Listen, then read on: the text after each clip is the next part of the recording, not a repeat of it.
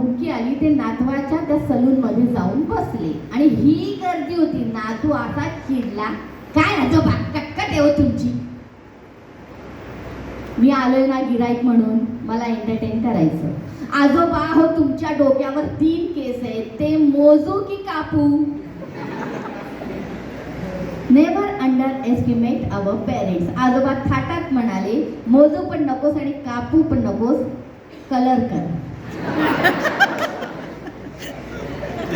त्यामुळे तुम्ही जेनझी असलात तरी आम्ही जेनझीचे आई बाप आहोत. त्यामुळे कितीही तुम्ही पुढे जातो म्हटलं तरी तुमची नाळ आमच्याशी जोडली गेली आहे. आपल्या आई वडिलांना आपल्या पहिला नियम.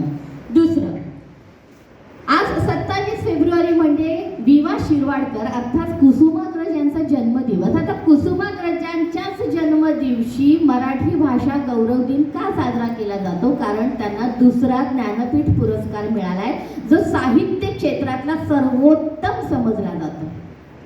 सगळ्यात पहिला वि स खांडेकरांना मिळाला होता. जर तुम्हाला एखादं पुस्तक वाचायचं असेल ना तर वि स खांडेकरांचं ययाती नावाचं पुस्तक वाचा. ययाती आणि देवयानी 2 काल्पनिक पात्र त्याच्यामध्ये आहे, पण एकदा ते पुस्तक वाचायला सुरुवात केली तर शेवटपर्यंत खाली ठेवत नाही. दुसरा पुरस्कार आपल्या विवा शिरवाडकरांना मिळाला. लेखन साहित्य त्यांनी विवा शिरवाडकर या नावाने केलं, पण कविता लेखन त्यांनी कुसुमाग्रज या नावाने केले. आता कुसुमाग्रजच नाव त्यांनी का धारण केलं, काही कल्पना? जाऊ दे, आता तोंडी प्रश्न नाही, मीच प्रश्न विचारते, मीच उत्तर देते.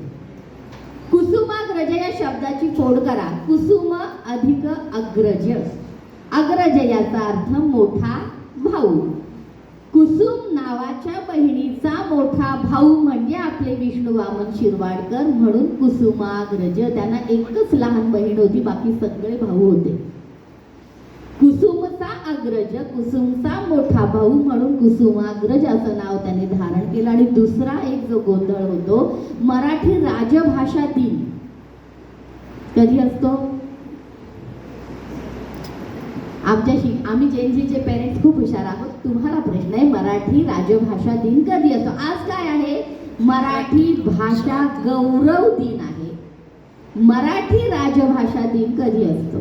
चला, आपल्या महाराष्ट्राची निर्मिती किती साली झाली? आपल्या महाराष्ट्राची निर्मिती किती साली, कोणत्या वर्षी झाली?